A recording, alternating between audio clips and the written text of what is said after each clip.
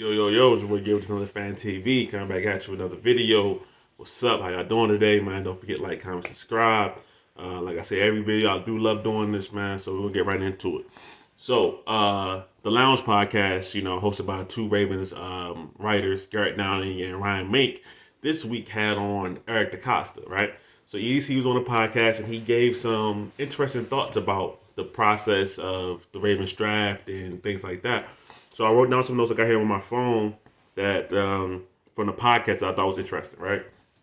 So first, Kyle Hamilton was the pick, for sure. So they said Kyle Hamilton was on the board as the highest rated player by a pretty far margin, and that includes even if Jordan Davis didn't go 13 to the Eagles, right?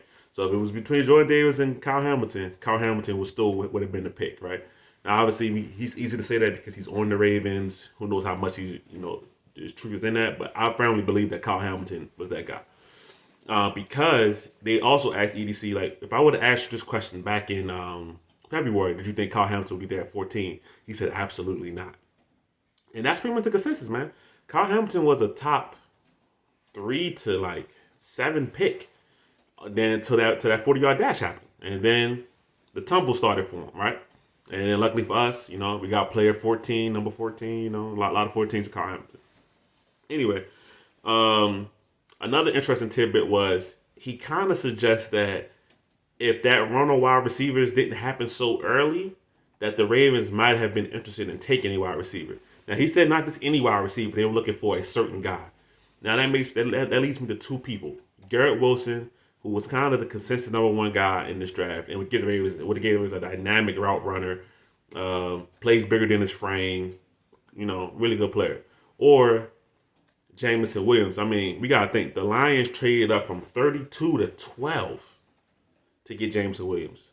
That's a lot of draft capital, and then traded up with their division rivals, the Minnesota Vikings, in a trade that most draft experts say that the Lions kind of to go 20 spots, the Lions didn't give that much, according to most draft experts. But anyway, so I think that he was almost hinted towards that if Garrett Wilson or Jameson Williams would have made it to 14, that they possibly could have been a pick at for the Baltimore Ravens. So that's really interesting to hear him say that. Also, he did mention that Chris Olave going at 11. But I don't think they were it didn't seem like they were too interested in that name. So he said that also an option for the Ravens would have been trading out of the pick number 14, anticipating that a team wanted to come up and get a wide receiver.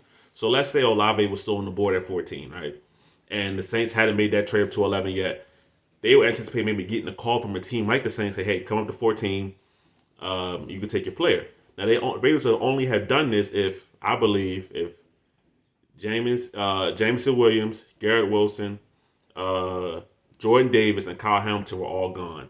If those 4 players are gone, I think the Ravens trade out of 14, and they trade back, do your typical Ravens thing, collect picks. But since Kyle Hamilton was there, he was their clear first player on the board at that point in the draft, so they took him. All right. Let's see. He also mentioned the Hollywood trade, right? Because obviously that was a big surprise. He said that the only way the Hollywood trade worked was if him and the Cardinals, the Ravens and the Cardinals organizations, agreed to be in complete secrecy about it. Even though Hollywood requested this trade at the end of the season, being in complete secrecy about it was a deal breaker. If any leaks came out, it wasn't happening. So he said thanks to the Cardinals organization, their GM Steve Keim, thank you to Hollywood. He even thanked Hollywood's agent. So it seemed like to be a real peaceful kind of separation. He said it was hard for him because Hollywood was his first ever player drafted when he became Ravens GM, and Hollywood was his first round pick. So, having that attachment to Hollywood, it was there. And he said that they have a great relationship still. There's no hard feelings, nothing like that between him and Hollywood, right? It's business at the end of the day. Also, let me see what else I got here.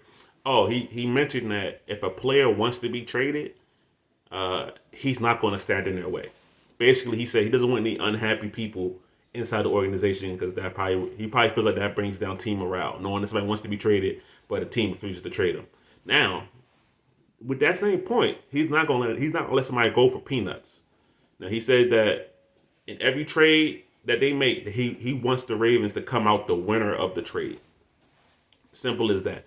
He said Hollywood wanted to be traded, so we obliged, but we weren't going to let him go for nothing. So getting the first round pick back for Hollywood, pick number 23, which ended up being 25 because of the trade back, was fair compensation. So that's why they was able to go ahead and do that. Let's see what else we got here. Oh, and between offensive line and wide receiver, he said that in a conversation between him and Lamar Jackson always made it clear that he wants a completely rounded, fully formed offensive line.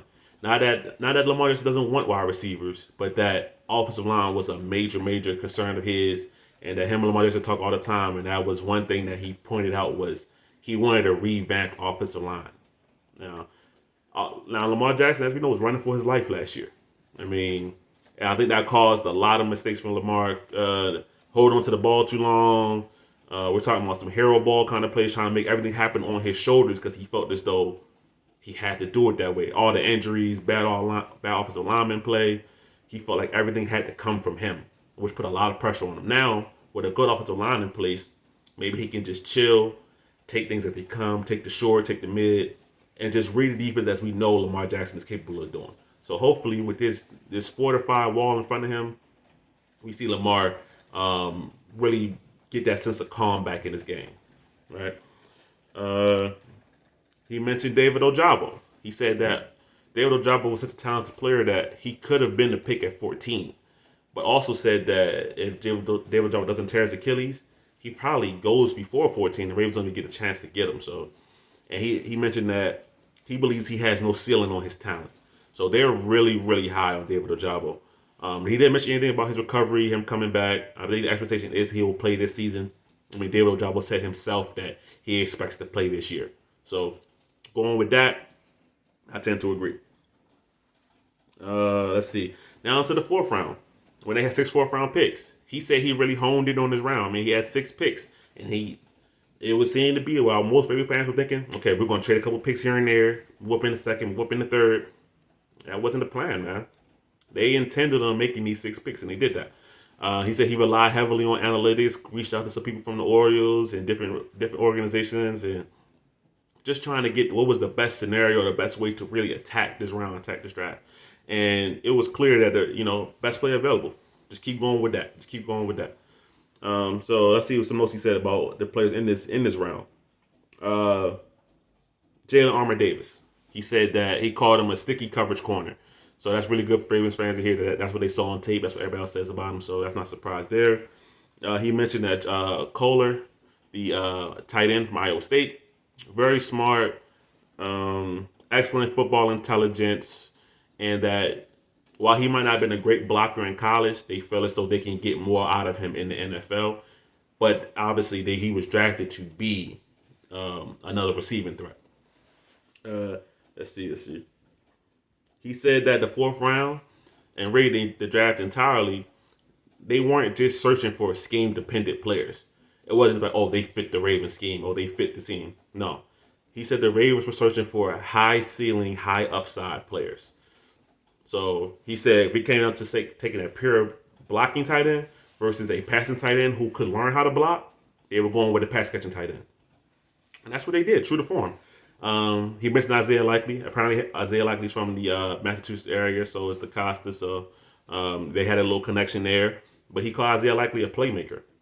He's not just a tight end. He called him a playmaker. So I thought that was an interesting tidbit as well. They view that these 2 tight ends are going to help in the passing game. Sure, will they learn how to block? Will they help in the block game? Will they help in the running game? Of course. But there are 2 more playmakers for Lamar Jackson on the outside. The Ravens stuck to their board, best player available. Ryan Mink and Gary Gunner asked them about the report of, were you guys upset? People keep jumping in front of you, taking your picks. And they specifically asked about Calvin Austin, the wide receiver from Memphis, who ended up getting drafted by the Pittsburgh Steelers, where it looked like the Ravens might have been interested.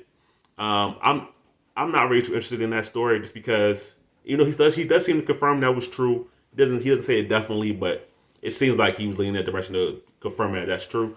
Calvin Austin, he may be a great player. He may be. I mean, but he's a 5'8", 100 and something pounds, scat kind of receiver. To me, maybe he'd been a special teams player. I couldn't see the impact he would have on the Ravens offense right now. And now maybe I could be totally wrong about the guy. He could be another star receiver. I mean, Pittsburgh Steelers seem to only take star receivers, so we'll see. But Calvin Austin missed out on him. I'm not too concerned about that, to be honest. Oh, right, and more about the scheme dependent stuff. He said they didn't go into the draft for 2019 in mind. Now, they drafted 2 tight ends and things like that, but it wasn't because they're trying to get back to 2019.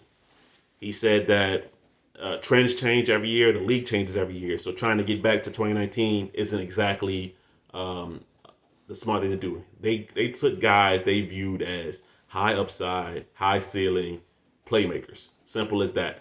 Now, those guys fit the Ravens offense, obviously, but chasing 2019 is not something that he said that the Ravens were remotely interested in. All right. He said he has faith in the coaching staff to use the talent available and to get the best out of them. We're talking about offensive and defensive. So offensive staff, like guys we mentioned before all offseason, T. Martin, Keith Williams, Greg Roman, Kerry Dixon, to get the best out of the talent that was drafted, man. So it's kind of simple as that. I think you guys should really check it out. It's the Lounge Podcast for the Baltimore Ravens. I listened to it on Spotify. It was really interesting to get his in-depth insight and knowledge about how the Ravens attacked the draft. And I think it's a good podcast for any Ravens fan to listen to, man. It's your boy Gabe, just another Fan TV. I'm out.